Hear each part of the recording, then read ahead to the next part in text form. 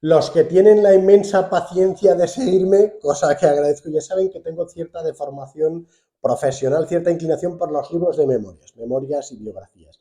Ya si son de periodistas, hombre, mucho mejor, por eso, por deformación profesional. De hecho, me he leído unos cuantos. Tengo aquí, por ejemplo, Luis Foix, varios tiene. Enrique González, ¿qué más?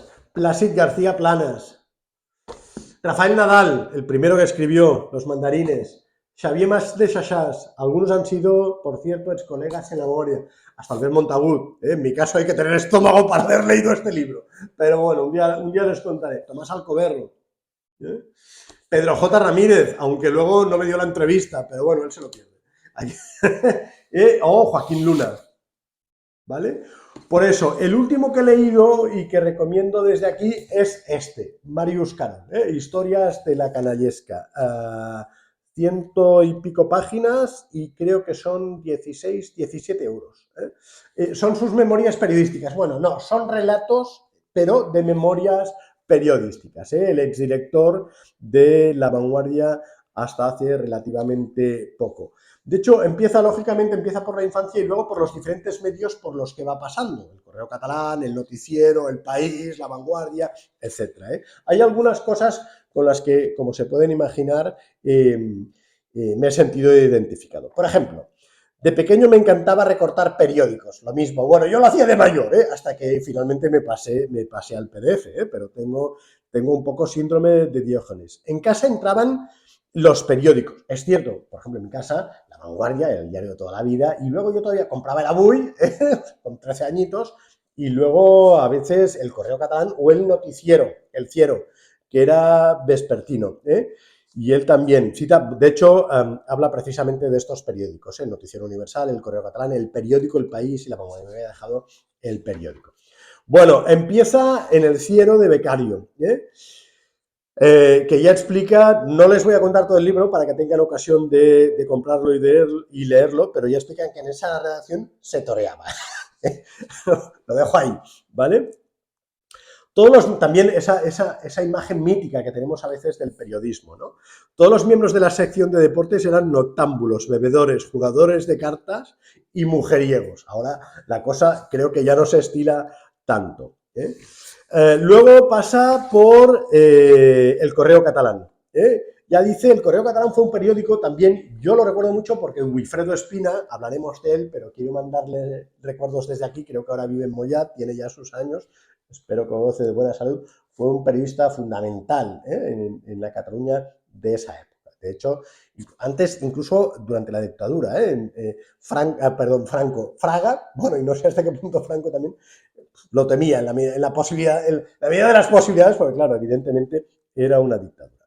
Pero Marius Carol explica que cuando entró casi le hicieron un examen de catalanidad porque en esa época el Correo Catalán estaba bajo la órbita de Jordi Pujol, que lógicamente, bueno, ya pensaba en hacer campaña política. Sale Lorenzo Gomis, un intelectual importante, bueno, en este caso dice el autor que su timidez y su falta de liderazgo contribuyó un poco hasta cierto punto al declive del periódico. No le ayudó traer como hombre de confianza a Martí Anglada. Yo lo había admirado mucho a Martí Anglada, luego se apuntó al proceso descaradamente con alguna intervención, lo cual también, teniendo en cuenta que venía de TV3, también pone en solfa un poco TV3. Ahí coincidió con otro de los grandes, José Martí Gómez. ¿Vale? Más cosas. Bueno, el periódico, también ahí coincidió con Antonio Franco. La línea del diario era claramente socialdemócrata, esa generación también que llegó al periodismo, bueno, ya estaba, pero claro, empezaron seguramente antes de la muerte de Franco, en la cual consideraban que para hacer periodismo, bueno, evidentemente había que ser demócrata, incluso de izquierdas, ¿no? ¿Vale? También saludos a Antonio Franco desde aquí, aunque estés en el cielo. ¿Vale? Luego el País. El País, esto lo recuerdo también, ese cierto complejo de superioridad que tenían los del País. Claro, fue el diario más importante de la transición. De esto habla también Antonio Caño, les he hablado del libro. Dice, los periodistas del País vivían con verdadera militancia y no dudaban en llamar ministro de turno para confirmar una noticia. Es cierto.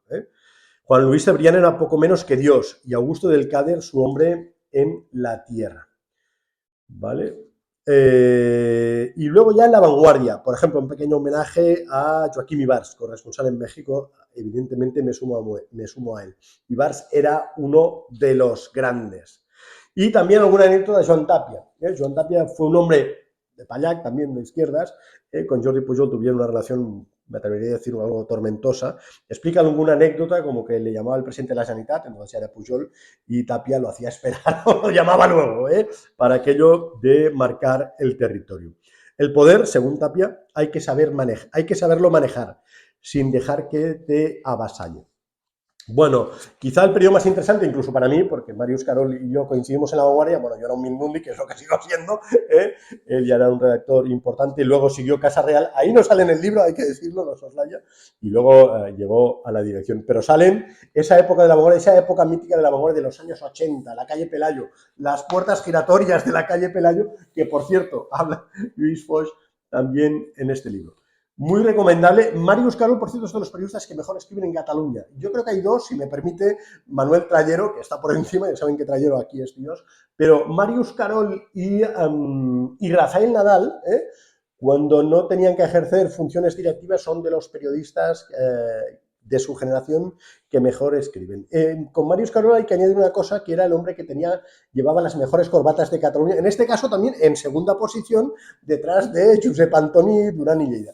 Pero, en fin, el libro ideal para estas navidades, se lee rápido y además no solo, en fin, batallitas periodísticas y además muy buen escrito y ciento y pico páginas. 17 euros. Xavier Rius de Noticias, lo dejo aquí.